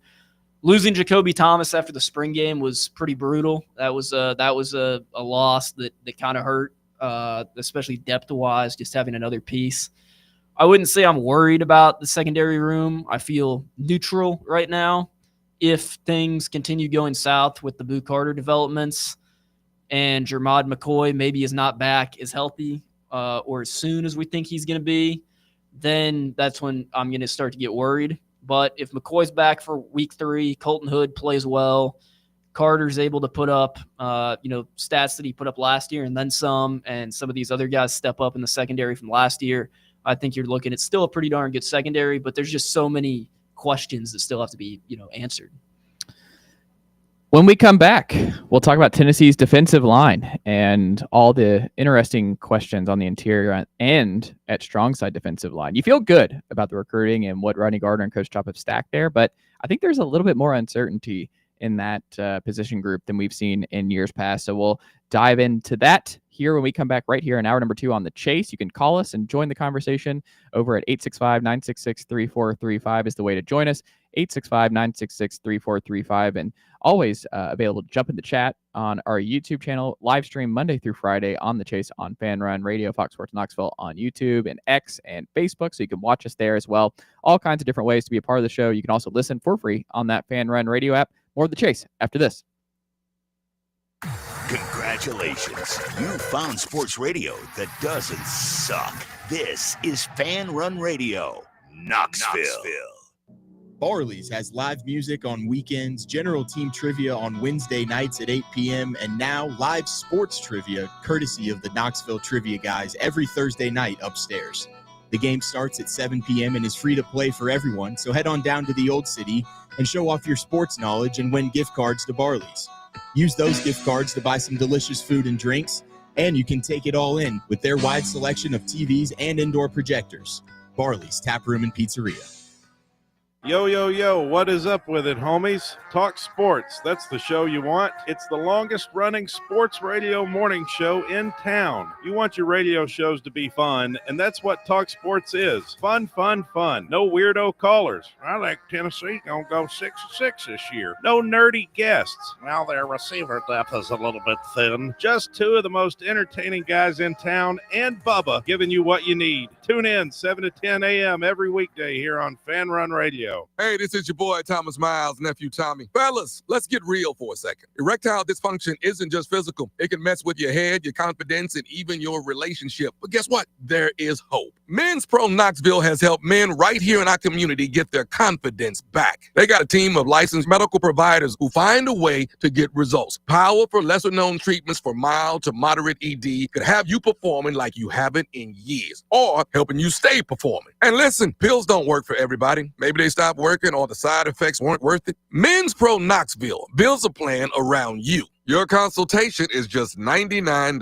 That includes your blood work, medical consult, and if advised, a test dose. Results? They got an in-house lab, so you'll know where you stand in minutes, not days. So let me ask you, when was the last time you couldn't perform? And how did that make you feel? You deserve better. Call 865-544-8220 or go to menspronknoxville.com today. Men's Pro Knoxville, making it happen. Hey Knoxville! Surfside iced tea and vodka made with real brewed tea is only 100 calories, 2 grams of sugar with no bubbles and no troubles. That's right, zero carbonation, so it's easy to sip and enjoy. Headed to a game day or party at a friend's house? Bring an iced tea or lemonade variety pack from Surfside or try their green tea and new raspberry tea vodka. Find the can with the sunset stripes this season. Surfside iced tea and vodka. Sold at bars, restaurants, and stores near you. Surfside iced tea and vodka. Sunshine in a can. Must be 21 or older. Enjoy responsibly. Rickard Ridge Barbecue, located in beautiful Cove Lake State Park.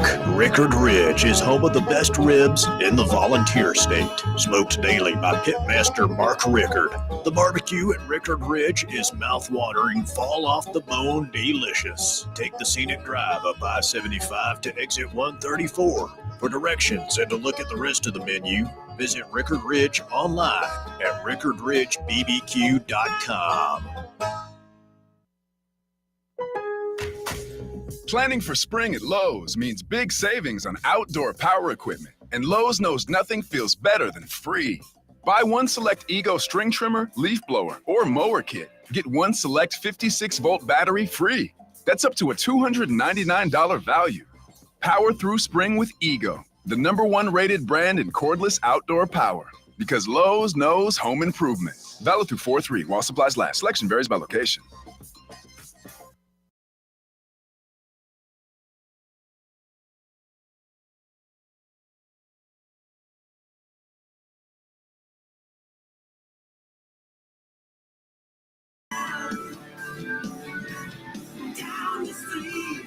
It's Chase right here on Fan Run Radio, Fox Sports Knoxville, 105.7 FM, 1340 AM, and always streaming for free on that Fan Run Radio app. You can also watch us over there on X, Facebook, and YouTube. We're live streaming there Monday through Friday for all of our shows from 7 to 8 p.m. All kinds of great content all day long, Monday through Friday, right here on Fan Run Radio and Fox Sports Knoxville.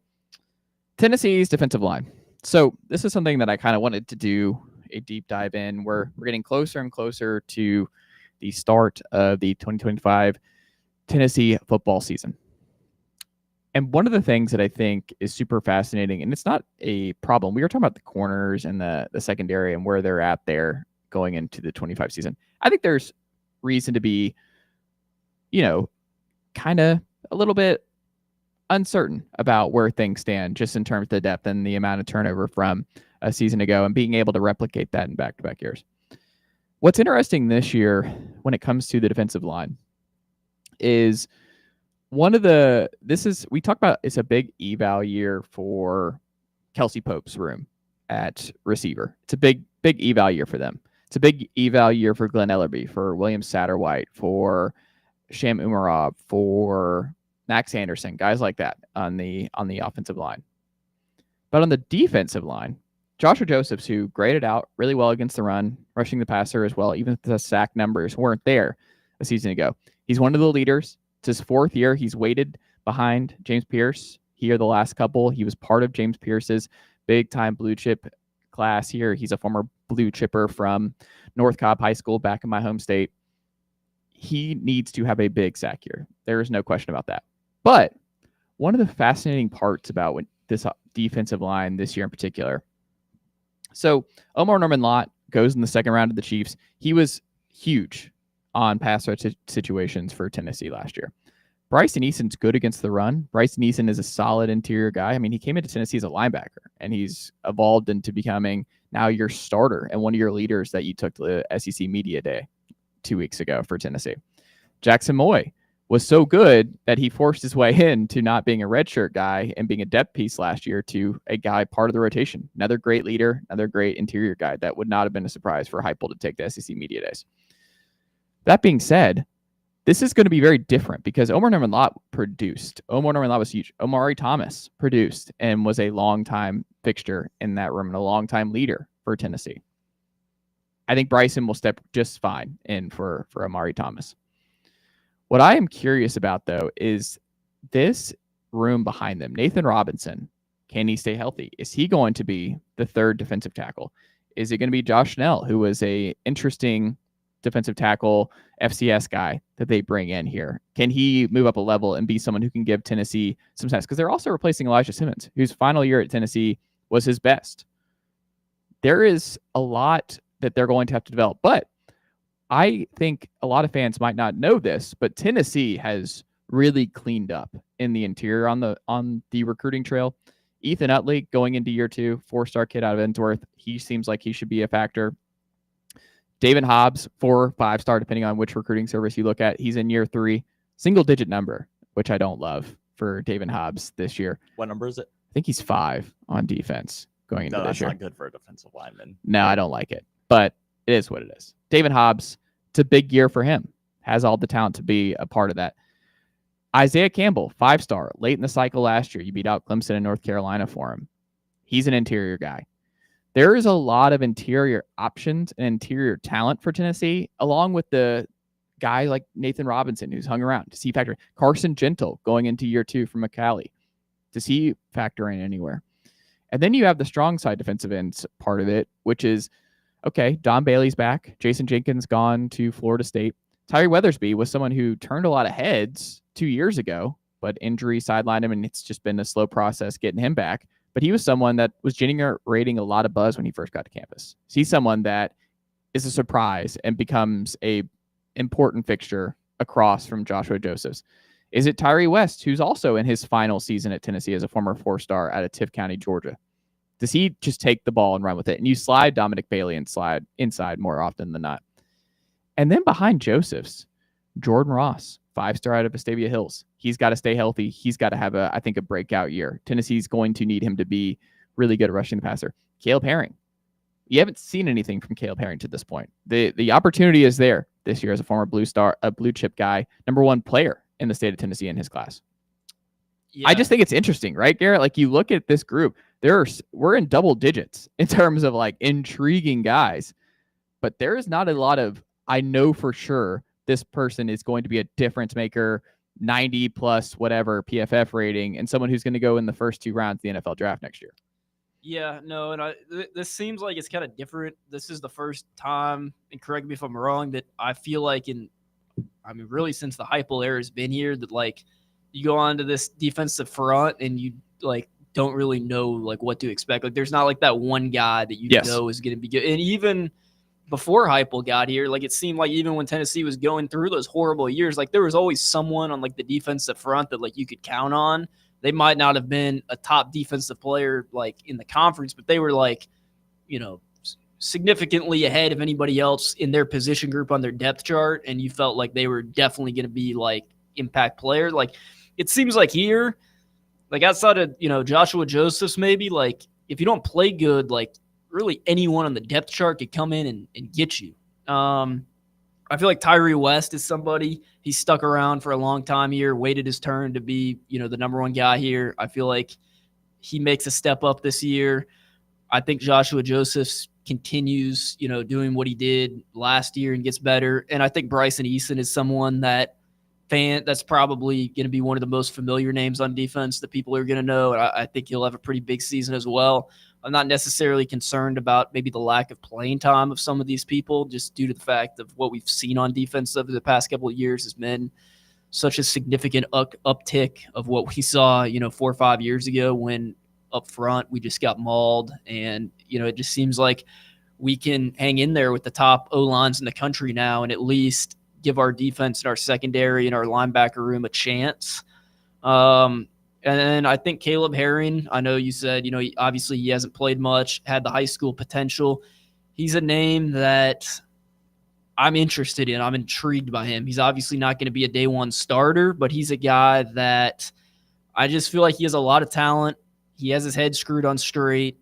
I feel like he's a guy that could make an impact if he's given the opportunity, if he can slide up on the depth chart. And that's, obviously going to take something to happen, but it just seems like he's a guy that you can slot in there for certain plays, and he could make an impact if he's given an opportunity, in my opinion. Well, it feels like it's a now or never year for Caleb because they've recruited so well at that spot that you have Jordan Ross breathing down your neck. You have Marion Dye and Christian Gass now in the fold.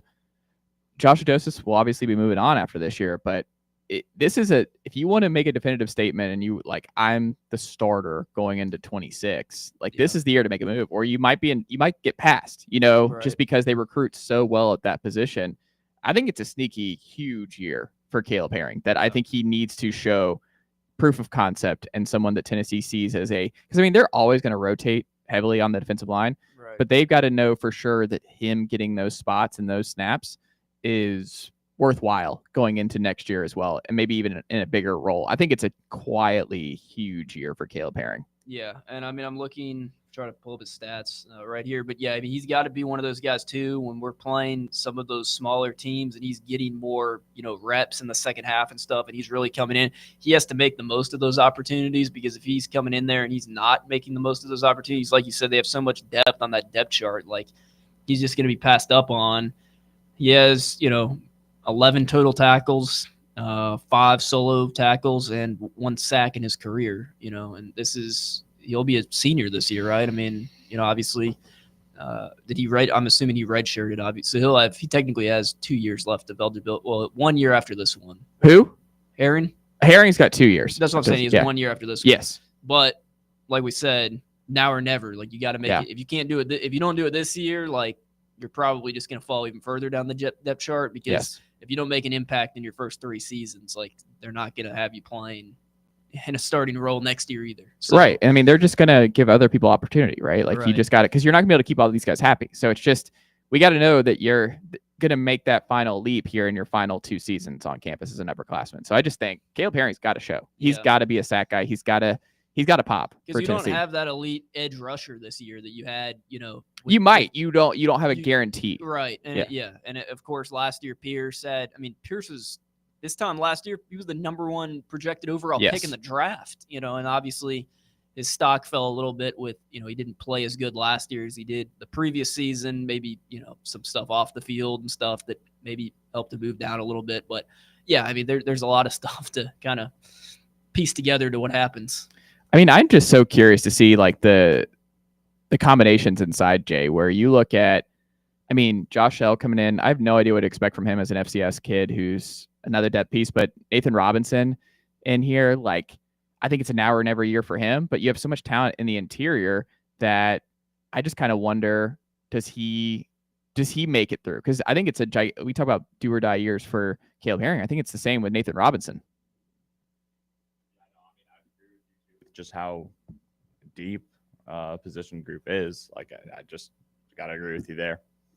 Yeah, go ahead, Garrett. No, I turned it off for a second. I thought someone was calling in, but it was a spam call, so that was why the mic was turned off there for a second. So I actually didn't hear anything you said for the past 30 or 45 seconds. Well, no, we were just talking about the Nathan Robinson part of it. Is just that I think he's someone who could be potentially helpful, but the way when I look at 26 and 27 on this defensive line for Tennessee, I know Tennessee fans don't want to hear that going into the 25 season, but I think you're in a position where I feel very, very strong that the best version of Tennessee's defensive line is next year and the year after, because Isaiah Campbell in the boat, Marion Dye, who's big at Christian Gass. I loved as a Leo coming out of Covington, Georgia. I think he has some natural twitchiness that he could be. I mean, that was a big time, big boy battle that you beat Georgia out for. Like, Georgia wanted Christian Gass part of their class. And I just think he has that kind of off the edge. He's not James Pierce's size, but I think he has that kind of elite Leo potential at that spot coming off the edge. I just think you're in a good spot there. You're in a good spot with, I mean, Isaiah Campbell. We didn't even mention Jaden Lofton, who's another 4-star kid out of New Jersey. He's in the boat. And then the interior part of it is like David Hobbs. He should be one of your starters next year. Isaiah Campbell, Ethan Utley, dude after dude after dude on both sides. They just spending another year in the Tennessee strength and conditioning program will only help these guys who just, I think when Tennessee fans look at the offensive line this year in particular, they're going to be like, oh, this is a SEC powerhouse offensive line. I really do think when you see Lance Hurd and David Sanders lining up the tackle spots, you're like, oh, okay, this is different. And that's why I know we've said the year 2027 a couple times over the past couple weeks, but it really seems like 2027 is like, if you legitimately like, you know, this blue chip talent thing we talked about the other day, like we're over 50%, which like we're one of the whatever 18 19 teams that could, you know, statistically win a national title. Like none of us are sitting here saying we're going to win the national championship this year, but it seems like in 2027, and again, I don't want to say that we're going to win the national title in 2027. We don't know what our team looks like. A player that we think is going to be, you know, extremely beneficial there might transfer. Like we don't know. We have no idea what's going to happen. But 2027 seems like a year where like that's like that could be an SEC title good team. And obviously you don't know how, you know, other SEC teams are going to look like in that year, and that's 2 seasons from now. But like this year, like people are sitting here saying like, oh, like this is an 8-4, 9-3, 7-5 team, and like they very well may be an 8-4, 9-3 max team. But like even if they do, like you can't sit here and be like 2026, 2027, like the future's over. Like, you know, 2023 and 2022, like we're never getting back there. 2020, like it's never going to happen again. Like with what you're recruiting, like 2027 could be 2022, but like you actually finish the season the correct way. Like you could be looking at a team that's just as good as the 2022 team, if not better, if all of these recruits pan out the way that you think they will. Yeah, there'd be a year 2 phase-on situation or a year 3 Jake situation. You could have an extremely deep running back room. Yes. If you get, you know, one of the commits you're looking at. Year 3 David Sanders. David Sanders is coming in. Ascend is here. Yeah. Like you continue building pieces in your secondary. Like your wide receiver room is probably going to be pretty darn good. Like if you have a quarterback that can deliver the football, the offense is going to be good, and you know the defense is going to be good. Like that's a team that would have 2, I think, pretty elite sides of the ball. I love it. When we come back, we'll put a bow on today's edition here on The Chase. We'll talk about DJ Newman signing with the Houston Astros, the Bowling Green 2-way player who was committed to Tennessee. And we'll talk about Reese Chapman officially in the boat and Dalton Bargo off to the ACC. We'll talk all Tennessee baseball here, wrapping up on a Thursday afternoon with Garrett Armbrust and Jay King in studio with us. Stick with us. It's The Chase right here on Fan Run Radio, Fox Sports Knoxville, 105.7 FM, 1340 AM, and always streaming for free on that Fan Run Radio app. By the fans. This is Fan Run Radio, Knoxville. When it's past high noon, it's time for a vodka soda made with a vodka you've actually heard of. I'm talking White Claw vodka soda made with White Claw premium vodka. JB Smooth only drinks vodka soda made with the world's smoothest vodka. And you can too. Pick you up a bottle of the triple wave filtered vodka that's been distilled 5 times. White Claw premium vodka comes in 4 flavors: black cherry, mango, pineapple, and just vodka. You haven't had vodka like this. No one has. White Claw premium vodka. Please drink responsibly. We really need to get some branded stuff. Shirts, hats, promo items, something professional. I mean, we could just find a website and order a bunch of it ourselves. You could, but you're taking a big risk. You don't know the quality, the fit, the timeline. It's a roll of the dice. Yeah, I guess. But isn't that how everyone does it now? Not the ones who actually care about how their brand looks. Look, if we're putting our name on it, it needs to be done right. We need SM Athletics. SM Athletics? Yeah, they specialize in working with businesses like ours. Apparel, hats, promo gear, but real, customized stuff. They actually care if it turns out right. Probably a lot better than getting stuck with 100 t-shirts with crooked logos. Exactly. Plus, they'll walk you through everything: sizing, colors, material, so it matches the image we're trying to build. Makes sense. What's the name again? SM Athletics. Trust me, if you want to look like a real company, not a flea market stand, this is the move. If you're serious about your brand, work with people who are serious about getting it right. SM Athletics. Hey, Pack Rat. Yeah, you. Are you moving cross country and you just don't know who to call? Call us right now. Listen, you've probably seen one of our containers in your neighborhood, but did you know that we can help you move anywhere in the United States? It's real simple. We'll drop a container off at the location you tell us to bring it to. You pack up your valuable possessions at your leisure. They stay safe right in your home. And when you're ready, call us. We'll come and pick up the container and give you a scheduled date of when your furniture and the other possessions will be at your new home. So if you're moving across country or across town, be a Pack Rat. Join the Pack Rat family. Call Pack Rat right now for your free quote. See y'all later, Pack Rats. Call 800-965-1298. 800-965-1298. 800-965-1298. That's 800-965-1298. Yee-haw! I've been hooting and hollering ever since I started betting with the VIP Play app. VIP Play has more than 200 leagues, every bet type you can imagine, live betting and live hosts, all with 24/7 support from real live people when you need them. Start betting better with the VIP Play app today. Don't be a better, be a better with VIP Play today. Download VIP Play today or head to VIPPlayApp.com. Make sure you use the promo code FANRUN to take advantage of their welcome bonus and so they know that we sent you. Gambling problem? Call 1-800-8899-789.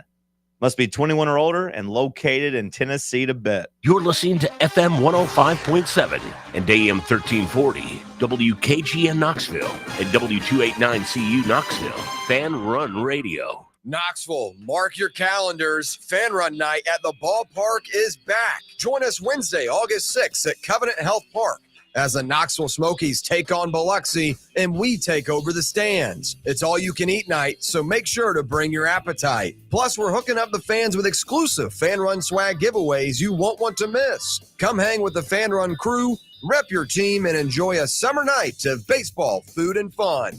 Fan Run Night, August 6th. Be there. Are you looking for a treat that will knock it out of the park at the next watch party? Just like your favorite baseball team, Crumble brings the best lineup week to week with an expanded roster that includes key lime pie, strawberry cake, or my personal favorite, Monster featuring M&M candies. Let Crumble treat you to the best cookies in the game. Download the Crumble app and start earning rewards. You can even vote monthly on what flavors you would like to see at any store of your choice. Warmer weather is here, so get to the ballpark, but don't miss the cookies.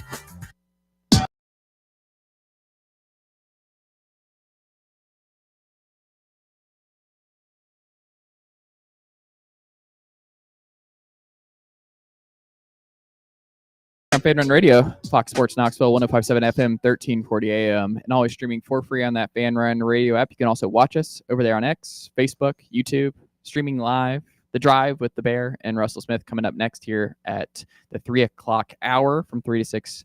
They will take you home here on The Drive, right here on Fan Run Radio, Fox Sports Knoxville.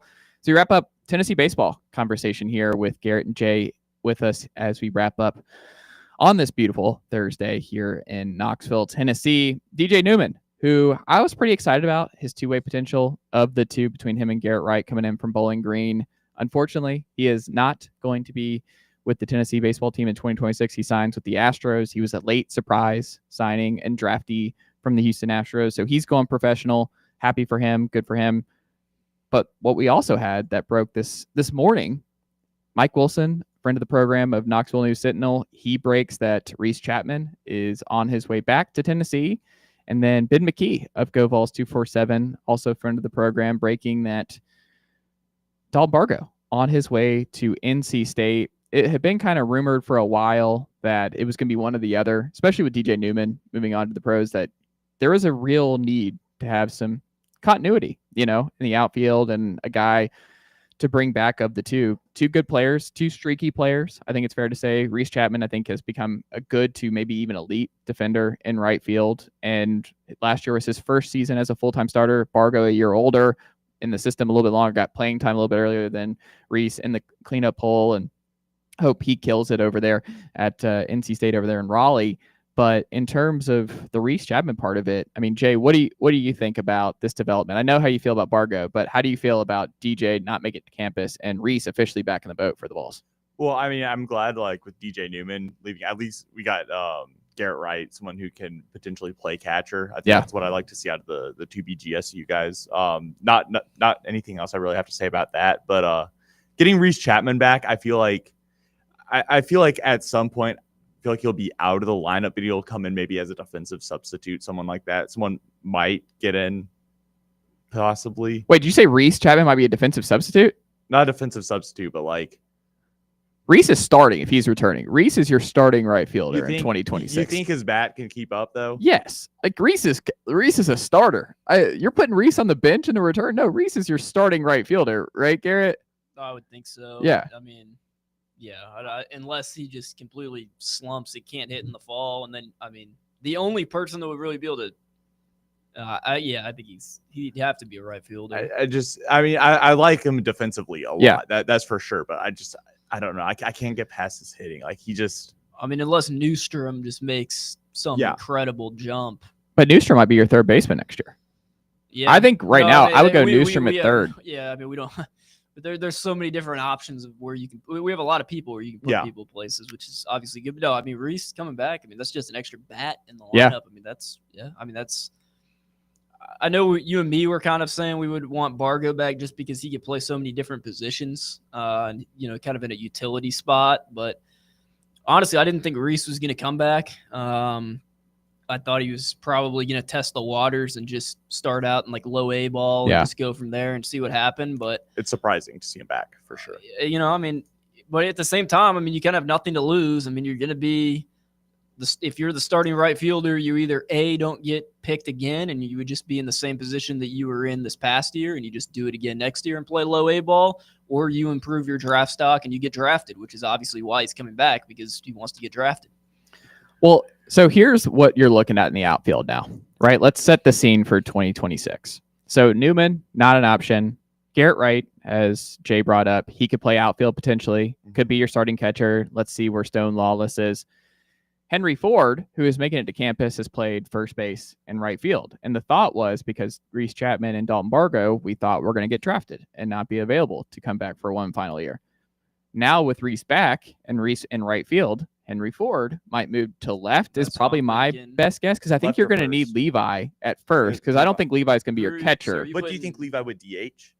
I think Ty Myatt's going to be your DH. Myatt's probably leader in the clubhouse for DH, or Blaine Brown. I would probably throw Blaine Brown in the mix. I think Myatt would take it over Brown, though, just because he has so much power. Like, I feel like at a DH, like, you want a guy that can hit. And not that Blaine didn't have power. Like, he obviously displayed power at Rice, but, like, I mean, you are getting literally the number one JUCO player, like, hitting-wise. Yeah, ever. Like, his numbers are insane. Like, if he can put, obviously he's not going to bat 450 in Division I baseball, but if he can bat 300 and hit a good amount of home runs, like, he's the DH, no doubt about it. Yeah. Oh, go ahead, Jay. Oh, no, I wasn't going to say anything. I just think there's a lot of wild cards too, because Jay Abernathy we thought was going to be left field last year. So I'd put him at center with his speed. He's probably center. I feel like he's the leader in the clubhouse for center. So if you have him in the leader of the clubhouse at center, you have Henry Ford in left, Reese and right. That's a really, with how much uncertainty we had with no Hunter Ensley, we thought Bargo was gone. We thought Reese was gone. So we thought you would have three defensive weapons. Yes. Yeah. You feel really good about those three being your outfield. But again, Jackson Walker was a top recruit in 24, and he's been raking in Appy League. He's going to be in the mix, I think, for one of those outfield spots. Taylor Tracy and Nathan Eisfelder are both top 100 players. They're going to push as true freshmen in the outfield. We talked about Newstrom, excuse me. He could play right. He could play left. He could play center. He can move around. I still feel like third is where Tennessee is going to need him the most to find a home, is because I think if you do Henry Ford in left, Jay in center, Reese in right, I would probably go Newstrom third, Manny short. Second is probably the one that's still most up for grabs for me. I would put, and people are going to probably significantly disagree with this. Ariel at short. No. I would put Manny at second. I Okay. would put Blake Grimmer at short. Blake at short. I mean, isn't that what he played when he came in? He played backup. He played backup shortstop a little bit. But I'm saying when you have Ariel and Manny as shortstop, I'd put Manny at short. I'm sorry. I'm not starting Ariel and Antigua. I'm sorry. Like I don't have anything against the guy. No, but Marin. And then you also have Finley Bates, the San Diego State transfer. Like, does he get one of those spots? Because, I mean, he's a late addition that, I mean, he hit for average. He hit okay over there with the Aztecs. Yeah. Or is he a utility guy off the bench? Probably, yeah. And to me, the freshman, like, I don't see a freshman starting and, like, position-wise. Yeah, I think this year is going to be a lot more Just difficult for a freshman to get on than last year. I just don't see But- the outfield is locked in basically, and the infield you just have so many guys that could play. I mean, you have literally 3 guys that could play every position. Well, then you also have Ethan Moore, who you did not think was going to get to campus as a top 100 player. He's a 3-year guy with his birthday. I don't think he has the pressure to start right away, but I mean, he's someone who could factor in the infield, the second base spot. The second base is the one have my eye on because Tyler Myatt could play second. Can you put Grimmer at second? You could put Grimmer at second, but also Grimmer. I don't know if Grimmer is a lock. Grimmer is going to have to fight for his opportunity in 26 because you have Blaine Brown in there. You've got to get this roster down to 34 to 37, somewhere around there. Grimmer is the number one shortstop though in Michigan. Yeah, like you're a grim dog. Like I was pretty impressed with what he did. I mean, hitting wise, I mean, he hit really good this year. He was good. He hit for a lot of power when he came into play. Like I wouldn't. Like, there's no chance I'm thinking that he's going to be any type. Like, he's not. Like, he's on the roster. Like, what if Grimmer's third? What if you put Grimmer at third and Newstrom at second? Yeah, I mean, you could do that. I mean, and that's the thing. From the time the season starts to the time SEC play starts, you're going to see so many different lineups. Like, it's going to be ridiculous. Like, you think you'll see a lot of different changes on the basketball court, before you get into SEC play. You're going to see 10 times that amount on the baseball diamond of, you're going to have guys playing different positions. You're going to have the lineups going to switch around so many times. Like I would put Abernathy leadoff hitter next year. But, is that going to happen? Like, I don't know. Like, that's, so many things in the lineup that you have to do. Yeah, I mean, I would look towards Jay as probably leader in the clubhouse to being a leadoff guy in center field. I just think they're going to have a lot of options. Like, I don't know what kind of hitter Manny's going to be in year 2. How much power he puts on, because I think he showcased that Oppo bomb. I mean, for a freshman, he was hitting pretty good. Yeah. Yeah, I think he'll be all right. Well, I'm just saying, like, in terms of what is his next level, because he's a 2-year guy. What does Manny get to with his bat? I think Newstrom, I'm very high on Newstrom. I can't remember if he's a 3-year, I think. I think Newey's another 3-year guy. I think he is too. And Levi's a 3-year guy. Yep. You know that. Yep. And I think Levi he's your cleanup guy. I think Levi, maybe even third. Levi might even hit third this year. I think Levi is going to be. Ford's probably your cleanup guy, right? Yeah, Ford would be cleanup. Levi would be like third. And that's top notch, man. Where Myatt be in the lineup though? Like Wyatt's going to be like 5th probably. Or even down a little bit more. Well, the bottom of your order, like if say he bats 7th, and then you have like Lawless batting 8th, like that is significantly better than you're batting when you got 7 through 9. Right. And teams that we've had over the past couple of years, like 2020, what was that? 2022, when we had like Merritt and all them down at the bottom of the order, like that was 7 through 9 was your bugaboo. Merritt started in cleanup, but then he moved down though. Yeah, because Griffin's awesome. Also, if there's one person I could have on this very program every week during the season, it's Griffin Merritt. Best interview. Griffin Merritt, ball knower, great dude. Yeah, Griffin Merritt was fantastic. I wish we got 2 years. Griffin, you really needed this year. That would have been fun. I would have loved to have Griffin Merritt on this year's the team. point I was making was like, if you have 7 through 9 in your order. Is Manny number 9 again? I think so. Where would you put Chapman in the lineup though? 6-7 still. Yeah, 6. Yeah, but like, you don't have like that 2022 7 through 9. Like it's more like you're getting back to like the 2024 team where it's just like loaded throughout. 100%. I'm excited. Garrett Armbrust, Jay King, thank you as always. Thank you to Ethan Stone in hour number 1 of Saturday Down South for joining us in studio. The chase has come to a close here on a Thursday. The Drive with Russell Smith and the Bear is up next here at the 3 o'clock hour. The Chase is back tomorrow on a Friday at 1 p.m. with William Pattison in studio with us. Have a wonderful afternoon, Knoxville.